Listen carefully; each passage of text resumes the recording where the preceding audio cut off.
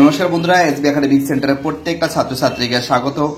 আজকে আমি দশম শ্রেণীর বই সলভ করাবো। দেখতে পাচ্ছ খুবই গুরুত্বপূর্ণ বই, ইতিহাস ও পরিবেশ, জিকে পাড়ি ও ডক্টর সুভাষ বিশ্বাস।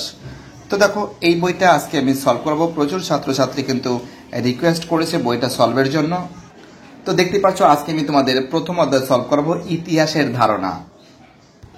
তো দেখো, প্রথম প্রশ্ন বলেছে, এই এক দাগের প্রশ্ন, সত্যজিৎ রায় যুক্ত ছিলেন, অ্যান্সার হবে ডি এর অ্যান্সার শিল্প চর্চার ইতিহাসে। দুই দাগের প্রশ্ন, বিপিনচন্দ্র পাল ছিলেন, অ্যান্সার হবে, তো দেখো এটা কিন্তু লিখেছেন কিন্তু 17 বছর, তোমরা এর অ্যান্সার 17 বছর লিখবে। তিন দাগের প্রশ্ন, সোমপ্রকাশ ছিল, বি এর অ্যান্সার সাপ্তাহিক পত্রিকা। এবার দেখো এই প্রশ্নগুলো, এক দাগের প্রশ্ন, কলকাতা আর কলকাতার ঔপনিবেশিক স্থাপত্যগুলির যে কোনো একটি উল্লেখ করো। তোমরা লিখবে এশিয়াটিক সোসাইটি, ঠিক আছে, এশিয়াটিক সোসাইটি কথা তোমরা উল্লেখ করতে পারো, বা কলকাতা হাইকোর্ট, ঠিক আছে। দুই দাগের প্রশ্ন, সরকারি নথিপত্র কোথায় সংরক্ষণ করা হয়? তোমরা যেন মহাফেজখানায় বানাম লেখা আছে, যেটা দিল্লিতে অবস্থিত। এবার দেখো, সত্য মিথ্যা, নদিয়া কাহিনী গ্রন্থটি শহরের ইতিহাসের অন্তর্গত, ভুল আছে। দুই দাগে, সোমপ্রকাশ পত্রিকার সম্পাদক ছিলেন দ্বারকনাথ বিদ্যাভূষণ, এটা ঠিক আছে। এবার আমি স্তম্ভ মিলাবো। এক দাগের প্রশ্ন, সরলাদেবী চৌধুরানী, অ্যান্সার হবে জীবনের ঝরাপাতা। রবীন্দ্রনাথ ঠাকুর হবে জীবন স্মৃতি। বঙ্কিমচন্দ্র চট্টোপাধ্যায় হবে বঙ্গদর্শন। বিপিনচন্দ্র পাল হবে 70 বৎসর।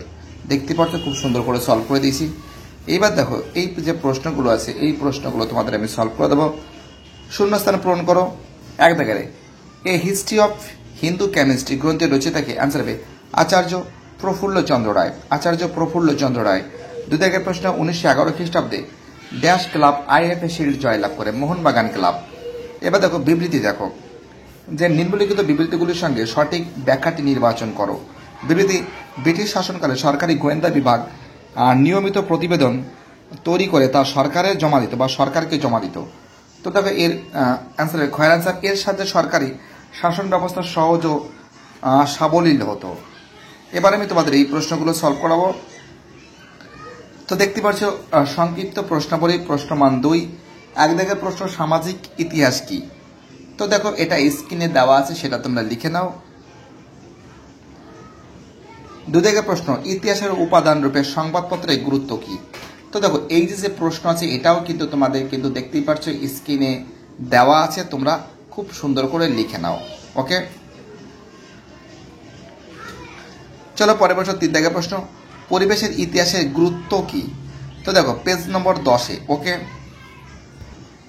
দেখতে পাচ্ছ পেজ নম্বর 10, ইতিহাসের গুরুত্ব কি। তোমরা পরিবেশের ইতিহাসের গুরুত্ব তোমরা এখান থেকে শুরু করে এতটা লিখবে, এখান থেকে একটু ছোট করে কাটছাট করে লিখবে, ঠিক আছে, কোনো সমস্যা নেই।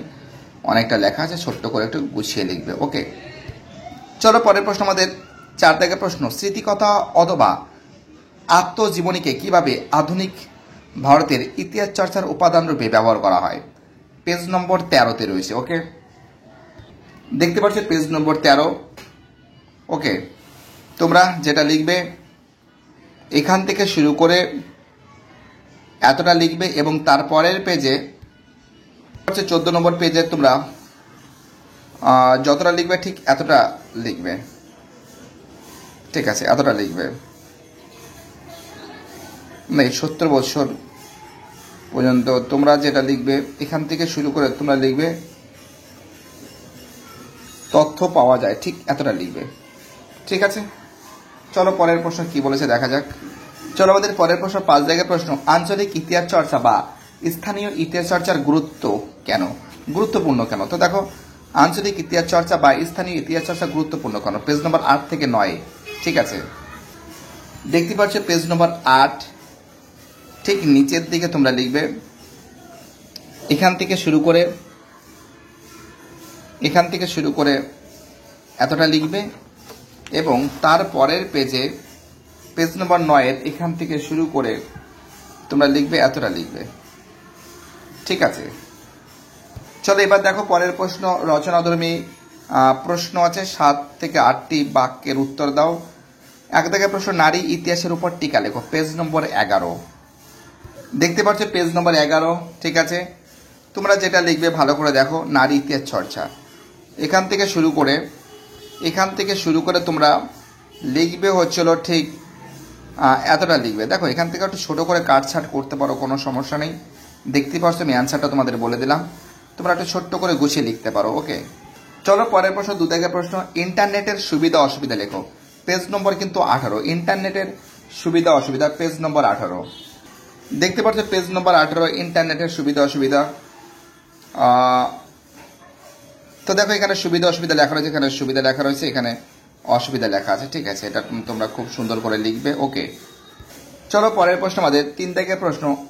আত্মজীবনী ও স্মৃতিচর্চা বা ইতিহাস চর্চা, আত্মজীবনী ইতিহাস চর্চার ক্ষেত্রে গুরুত্বপূর্ণ কেন? আত্মজীবনী ইতিহাস চর্চার ক্ষেত্রে গুরুত্বপূর্ণ কেন? পেজ নম্বর 13। ঠিক আছে, তো দেখতে পাচ্ছ পেজ নম্বর 13 ঠিক নিচের দিকে আছে, দেখে নাও। তোমরা প্রথমে এখান থেকে শুরু করে এতটা লিখবে, এখান থেকে শুরু করে এতটা লিখবে, তারপরে এখান থেকে শুরু করে এতটা লিখবে। ঠিক আছে, কি বলছি বুঝতে পারছো? খুব সুন্দর করে তোমাদের আমি দেখিয়ে দিচ্ছি। আমাদের লাস্ট প্রশ্ন, 8 দাগের প্রশ্ন। শহরের ইতিহাস চর্চার গুরুত্ব বর্ণনা করো। পেজ নম্বর 9। তো দেখতে পাচ্ছ পেজ নম্বর 9। ওকে, শহরের ইতিহাস তোমরা এখান থেকে শুরু করবে। দেখতে পাচ্ছ শহরের ইতিহাস তোমরা যেটা শুরু করবে শেষ করবে তোমরা ঠিক এতটা পর্যন্ত। ঠিক আছে, কি বলছি বুঝতে পারছো? খুবই গুরুত্বপূর্ণ প্রশ্ন এবং তার উত্তর সমেত বিস্তারিত আলোচনা। তো ভিডিওটি দেখার জন্য এসবি একাডেমিক সেন্টারের তরফ থেকে প্রত্যেকটা ছাত্রছাত্রীকে জানাই অসংখ্য ধন্যবাদ। সুস্থ থাকো, ভালো থাকো, চ্যানেলের সঙ্গে যুক্ত থাকো, এটাই আমার একান্ত অনুরোধ তোমাদের কাছে। আর বাকি যে সেটগুলো আছে সেই সেটগুলো খুব শীঘ্রই সলভ করে দেবো আমি, ভয়ের কোনো কারণ নেই। এর পরের দিন আমি তোমাদের দ্বিতীয় যে অধ্যায় আছে, ঠিক আছে, এই দ্বিতীয় অধ্যায় কিন্তু সলভ করে দেবো, যার নাম আছে সংস্কার, বৈশিষ্ট্য ও পর্যালোচনা। ঠিক আছে, বাই, টাটা, সবাই ভালো থাকবে।